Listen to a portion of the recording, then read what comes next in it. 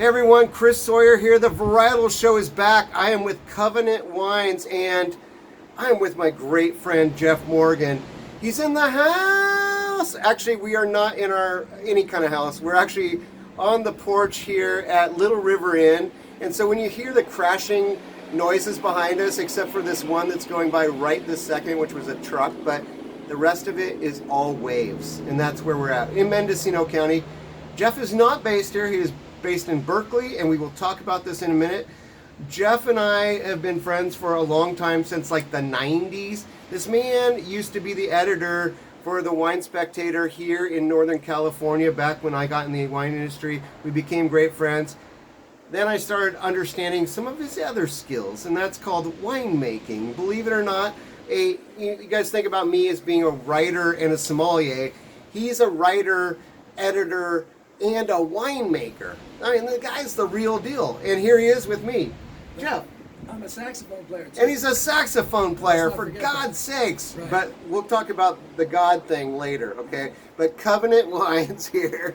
And Jeff, thanks so much for being here. You and I just did a really cool seminar here for the Winesong, where we were raising some money for actually for charity and especially medical charity here in Mendocino. But we love wine, and you and I got to know each other through Napa Valley and a lot of things that we did together. And then I found out you did something different, which is winemaking. Really, tell us a little bit about your background and your skills and how you went through those processes there of being a winemaker and then a writer and then a winemaker-writer and then having books come out and stuff like that.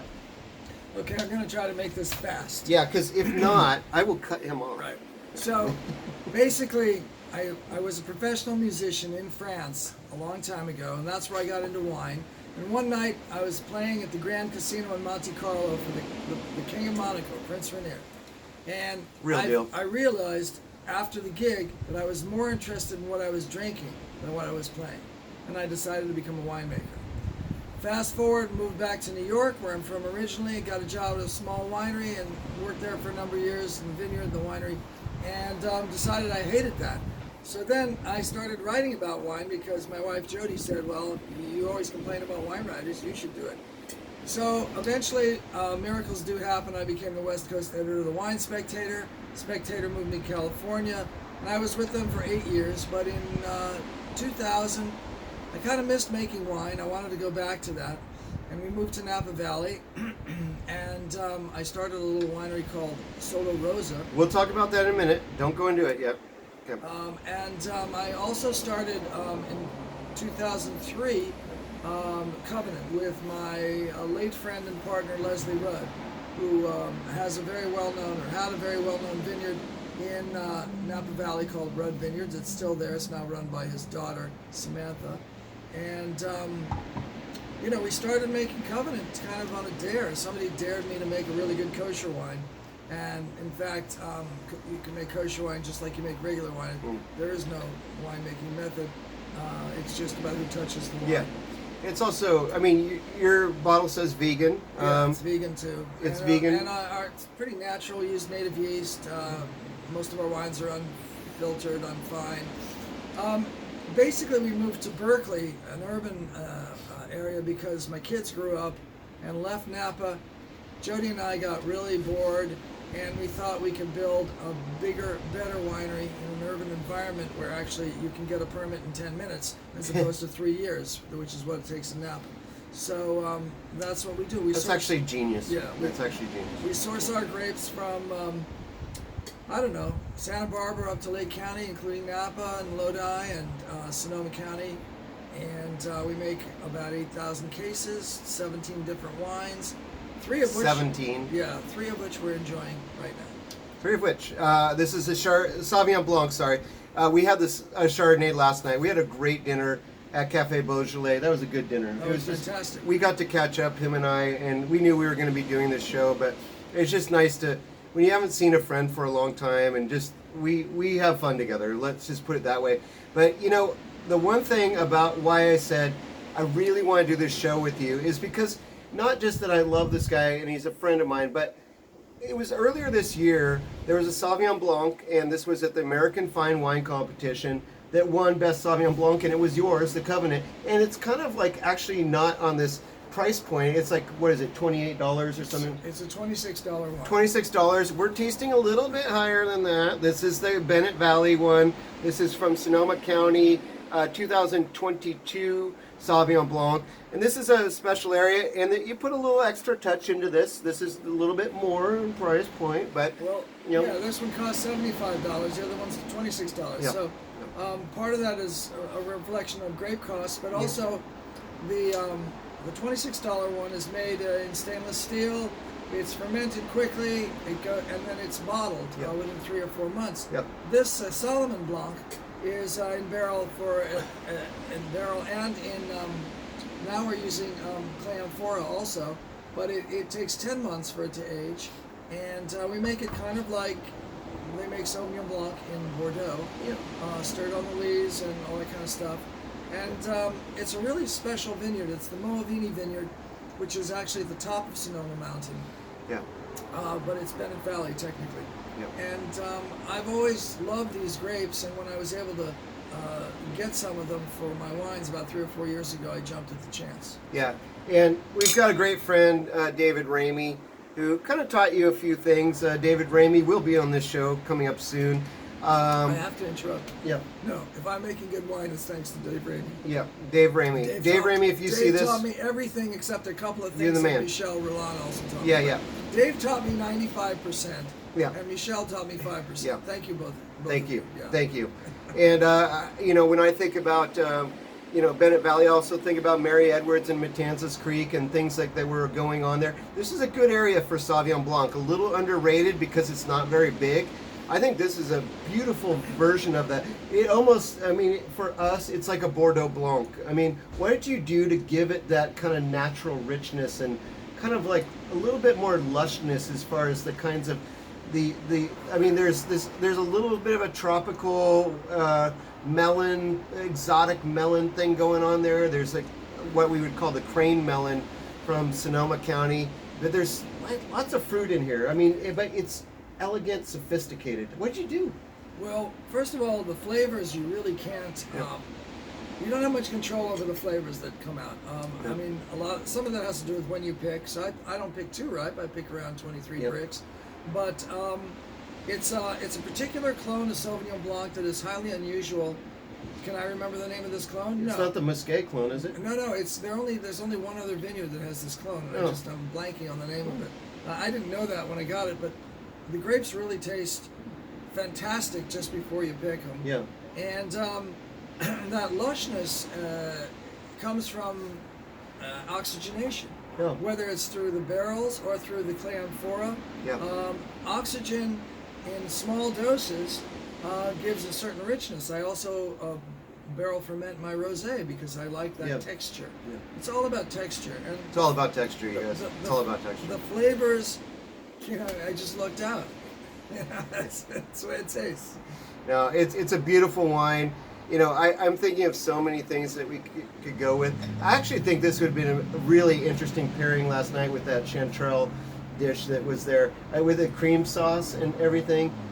I liked the dish. It wasn't my favorite dish there, but I think it needed something like this to kind of give it a little bit of, it's got the citrus kind of backbone in here. It's more of almost a grapefruit, pomelo kind of thing. Yeah.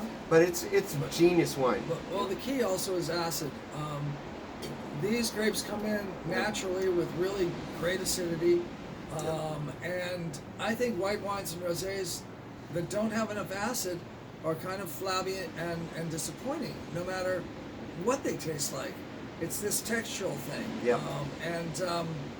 Now I remember tasting with Robert Parker, the formerly great and perhaps overrated wine critic, but he did make a difference. Yeah, he did make a difference. Whether you liked him or not.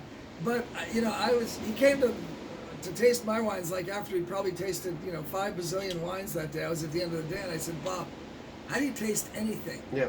Before after you've been tasting so much wine? And he looked at me and he said, it's a good question, I go for texture. That's an interesting thing, and you know who else said that is Paul Draper from Ridge. We were talking about him today. he said really it's about the texture of the wine. It's not really about the flavor and how you're smelling it too much and everything. It's about the texture and how it feels in the mouth and how it will open up, because if you just taste it young, like it just when you first start opening this bottle, it's going to be a little bit different than when it really kind of starts going. And I think that this is a good example of a wine that you could go multiple courses with, because it's going to open up. There's a lot of complexity in here, but you know, your regular one that you released that comes from Lake County, that was damn good. And the regular one is in my Red Sea Yeah, line. It's yeah. the Red Sea Sauvignon Blanc. That's a rosé we got. yeah, here. so here we go. We're going to get into rosé, Let me but just like say, why are we calling it Solomon Blanc and not Yeah. Sauvignon Blanc? yes, exactly. That's a good question. Why right? is that? Because my mother, her family were all Solomons, and they came to this country in 1830 from London. And so I'm like 6th or 7th generation American on her side. They were Jews from London, and I decided that I was going to name my best white wine, or my best wines, Solomon. So my best red wine is called Solomon Lot 70. It's a Cabernet from Napa, and this one is called Solomon Blanc. Yeah, we had the Solomon lot last night. We had it from 2013 vintage. Phenomenal, you guys. I mean, like, these wines age, but they're also, I mean, this wine is approachable when it's young, obviously, but you're talking about some really, this is not a porch pounder. This is not what you do with this wine. This is about eating and drinking and sharing with good people that really respect it, and some people that you can just stop in their tracks if they've never had a wine like this, because this is not your typical Sauvignon Blanc. This is something more than that. This is much more like a Bordeaux Blanc in the fact that it does have texture, it does have complexity, and it can go with, you could start it going with, you know, oysters, but it's going to be how you prepare those oysters. It's not like just the regular Sauvignon Blanc that you can find on any shelf. And this is a really complex one. This is like, I kind of almost want like a potato leek soup with it, with a, you know, like, because I just feel like there's like, I want some chive in it too, just to see how it reacts to that. And now this would just be great, but we are kind of outside and there is the ocean right behind us. So that's kind of why I'm thinking about soups, you guys. But he's a good cheese guy too. So what would you serve this with cheese? The Sauvignon Blanc or the Solomon Blanc? The Solomon Blanc. You know, my wines go with all cheeses. Yep. So They don't go with desserts though. no, nothing they goes don't. with dessert, and that's why I don't eat dessert. Dessert destroys your wine, so I stay away from desserts. Yeah. But cheese, as my daughter, you know, we also write cookbooks, Chris. Yes. We've written 9 cookbooks. They've written a lot, and they're very good And, cookbooks, and you when guys. my kids were little, we were testing recipes all the time Yeah. at home. And one of my daughter Zoe's little friends, when she was 7, was over for dinner, and she knew we were testing recipes, and she was really excited. And we got through, I don't know, the first course and the second course, and she said to Zoe, "I can't wait for dessert." That was little Chelsea, and Zoe goes, "Well, first there's the cheese course, Yeah. Chelsea." Yeah. And Chelsea goes, "What's the cheese course?" And Zoe's answer, "It's when the grown-ups finish their wine." And I have to say that may be one of the most brilliant answers I've ever heard when it comes to food and wine. And then after you finish your cheese and wine, I guess you could have the sweet wine with your dessert, but not the dry stuff. Yeah. Yeah. We had a little conversation last night. Let's just put it that way, you guys. I did have 2 desserts, but I did not drink wine with them. I drank cappuccino, so I want you to know. Speaking of pink wines, and I will go back into one of the reasons that I love this guy so much. He did a little thing back in the old days. This is about 2000 when he's kind of started a different brand. It was called Sola Rosa, and it was rosé before rosé was anything, you guys. Remember, we were just coming off the White Zinfandel phenomenon. What White Zinfandel did, and we should have talked about it today, is keep Zinfandel vines alive. That's its only real purpose, except for getting people off of soda pops and maybe into wine and going this route. And there's some good things about it, and don't get me wrong, but what rosé was, pink wines, if you saw someone walking by, you know, a sommelier walking by to deliver this to another table, and it was that pink, they're drinking sweet. They're drinking sweet. That was just what was in your mind. You'd been there. Mateus, Lancers, all these brands that were like made for American market. And then this guy comes along who goes dry on us. And he was kind of the first to really start a winery based all on rosé. Tell us about that project. So that was before I started Covenant. Yep. That was in 2000. I made 1 barrel of rosé, dry rosé. I had lived in the south of France for many years, and I really, learned to love rosé and its many shades and forms and tastes. And I got a barrel of bleed. That means like pink juice from a friend in Napa who didn't want it. I put it in a barrel, an old barrel, and let it ferment. And that was the first vintage of Solo Rosa, only pink. Yeah. And then I really didn't know what I was doing. And I asked my friend Daniel Moore over in the Russian River Valley. Daniel Moore. Yeah, to help me get it in the bottle, which he did. And then we decided to launch a brand. Yeah. And the Solo Rosa brand existed from 2000 until 2008. We started something called RAP, the Rosé Avengers and Producers, with Carol Shelton. And I was part of that too. Yeah. I went to a lot of those tastings, especially the one down at the wharf. What was that wharf?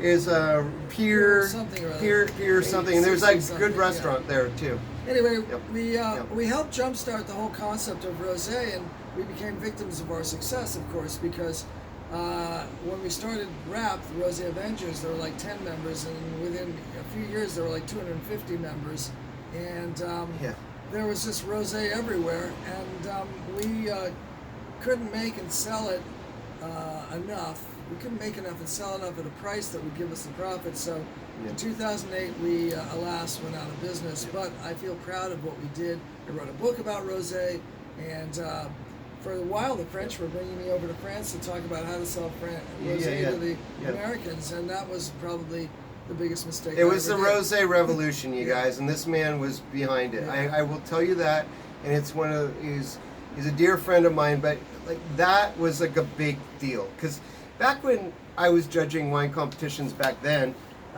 it was like one of those things where you kind of got into what it, like you had one category, and it was blush, and that was Mill Creek Winery that kind of copyrighted that, and so no one could call it blush, but like we just considered it blush because there was no real definition for pink, and if you got it in a wine competition, it might be a flight.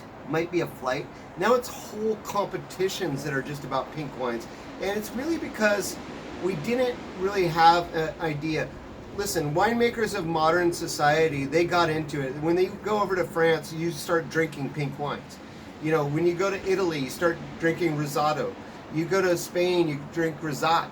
Did you try this rosé? Yeah, it's pretty freaking good. It's cold. It's cold. Yeah, but it's really good. It's really good. This is really good. We haven't even talked about it, so let's talk about it. I'm totally biased. Yeah, it's pretty freaking good. This is a whole cluster pressed Grenache rosé. Grapes are grown in Lodi. Yep. Wow. So we just pressed the juice out of the clusters. We put it in old barrels, used oak barrels, French oak barrels. And Swing. we let it ferment with native yeast. And then it's ready to bottle in about 3 months, and we release it usually in January. It's fantastic. I mean, I love the mouthfeel. It's like it's thirst quenching, but it's lip smacking too at the same time. So you're all, I need more of this. And what do you like with this wine and some pairings? I mean, I'm almost thinking like a Waldorf salad right now would be kind of interesting with that. Really. Waldorf salad has mayonnaise though. Okay, sorry, No, it's no, not. no, no. Can't do that. It's Jewish. It's not about Jewish. Yeah. Jews like mayonnaise, but I don't like mayonnaise. Okay, I like IOD. Okay. Well, you can do it without like mayonnaise. mayonnaise. I think actually think about the kind that I do that's actually with yogurt, not Yeah, mayonnaise. that would be okay. But Okay, by the way, okay. so the motto of Solo Rosa Yeah, is that it goes with everything. it goes with everything. I love this guy, you guys. Obviously, we have fun together. You should have heard him today at our presentation. It was kind of funny because Monty Prizer, shout out to you. But like we just kind of had fun with Monty too. We were kind of dangling him around like this. He just didn't know it. But Jeff is such a great guy. He's very mellow in comparison to what he should take the credit for. I think he's done like an amazing job in making us all drank more pink wine. He really was, in my opinion, the leader of that movement. I've called him for every story that I do on rosé, if it's for National Magazine. If I don't quote him, he might be pissed, but like whatever. But I'm gonna call him anyways, because it's just, when I think about rosés, I think about Jeff, and I think about his commitment. I think about how he learned from Europe about this process and how you do this. Grenache is a great grape. Why Grenache? I know that you were using Sangiovese in the old days and certain things, but why Grenache? Why does it work so well? Because it's really produced some of the best ones of the world are Grenache. What made you, and how did you find this vineyard? Well, so I have to say, I've made rosé out of, Zinfandel. Yeah. I've made rosé out of lots of different grapes. Syrah, Pinot Noir. Pinot Noir makes fantastic rosé. you by the can. way. I just happened to, I buy grapes from a really great family in Lodi called the Mettler family. Oh yeah, the members. And Yeah. they have quite extensive holdings. Oh yeah. And I started with Zinfandel Yep. with them about 12 years ago. But when I was looking for some new grapes for my rosé program,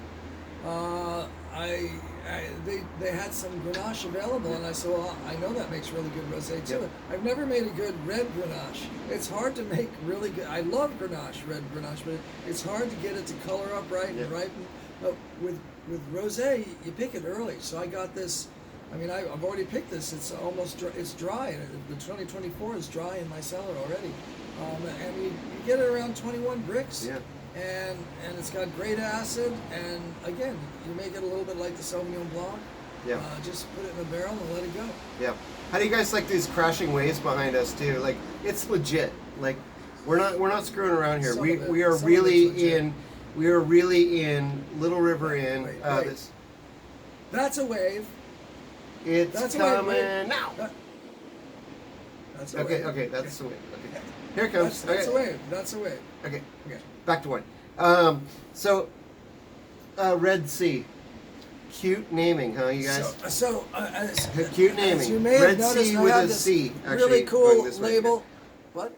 The Red Sea. The No, Red but Sea. wait, Yeah, yeah. so I have this cool label, the Covenant label. It's a lithograph done by Suzanne Ortega in Napa Valley, who's a really great artist, and she did that for us. But after we got done paying for it, we had no money left, and I needed a second label. So she had come up with this very cool.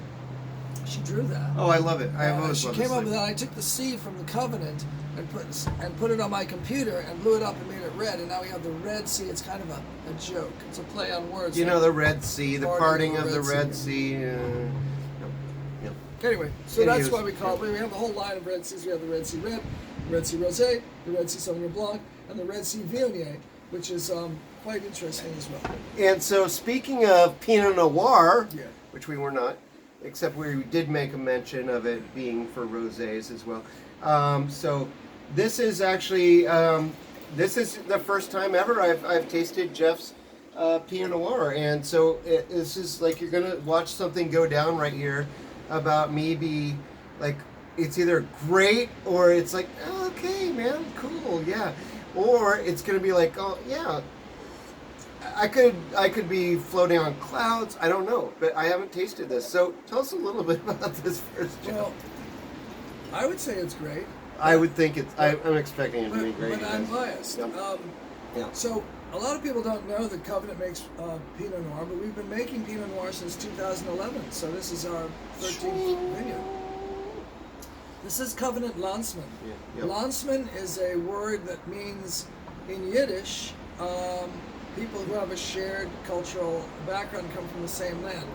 But it also means the same thing in German. Yep. It means the same thing in Polish. Yep. It's about people who have a shared heritage and come from the land. Yep. And it's a club wine, so we don't sell this. We sell it in some restaurants, but we don't sell this to retailers. Yeah. You have to be a club member to buy it. We make a whopping, 400 cases. Yeah. And it's all from Francis Mahoney's vineyard. Oh, Francis Mahoney. I love that guy. Yeah, Francis is like one of the premier growers in the Carneros.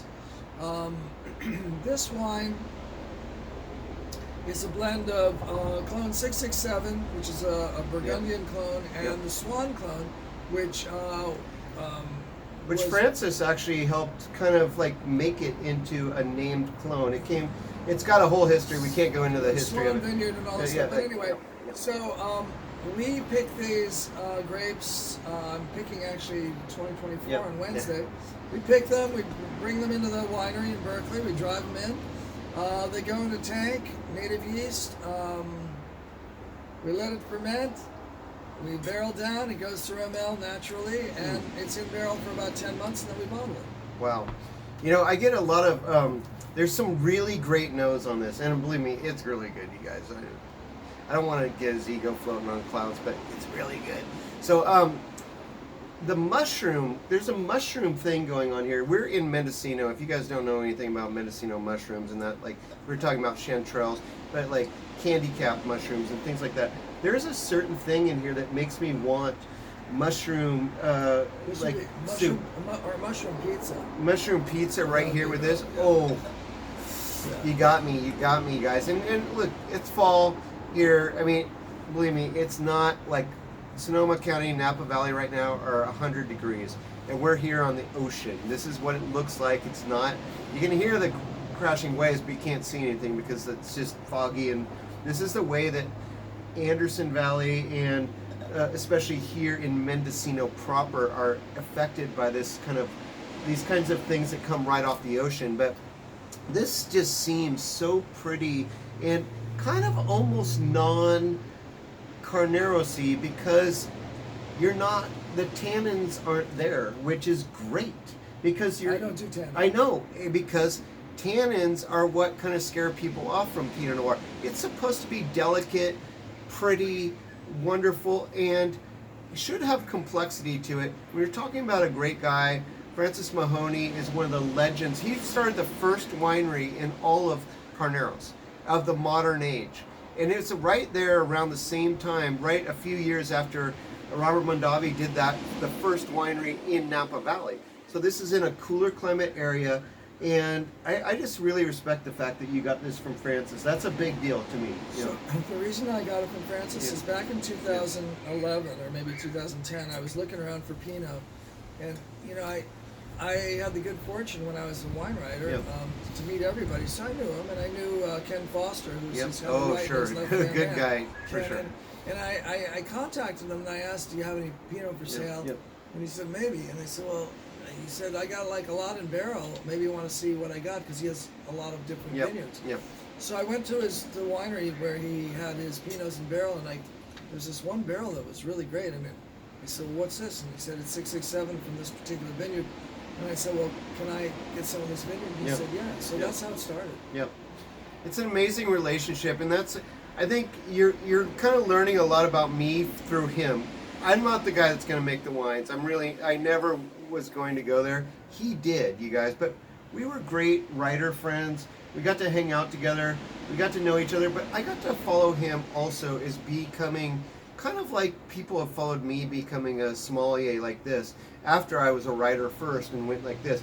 People didn't know that he had any background in winemaking. And I've watched him kind of change a whole trend, which is our perception of pink wines, and become a great winemaker who knows the right people to ask them that they're probably going to say yes, but you don't know. But the fact is that they respect him that much that it's amazing to just kind of share these kinds of ideas with these people out there. And you know, this is like Covenant Wines is really about a Jewish culture and making it a purity of the fruits and having it handled by one person. So this is not with a bunch of people, and you know who was my assistant winemaker, blah, blah, blah, blah. Not at all. It's about his heart and his soul. And the commitment you've given to these wines, and how I just love tasting them. Like last night was great, today's great, and these wines they're amazingly complex and wonderful to drink. Well, thank you, Chris. But you know, to sum it up, the word covenant implies a strong connection. It's a bond, and I think that now you know that wine brings us together. Wine connects us, creates bonds, and I don't think you can make wine successfully in a vacuum. You have to have bonds with other people, winemakers, growers, because we all have to work together to elevate the wine to a level that really respects what it is that we do and what the wine represents, which, as Robert Mondavi said, wine is a reflection of civilization. It is. And culture. And you can't do it, none of us can do it alone. We have to learn from each other, be inspired by each other, and hopefully drink together. Yes. And here to drinking together, you guys. Thanks once again for tuning into the Varietal Show. And remember, covenantwines.com. Check him out. Check out his 17 wines that he pours. We were just tasting 3. I tasted another one last night, but whatever. But, like, these are great wines. He's a great friend of mine. Jeff Morgan, his wife, they are awesome. Their books are wonderful, and you need to check them out more. And thanks so much for tuning in. Jeff, thank you for being here.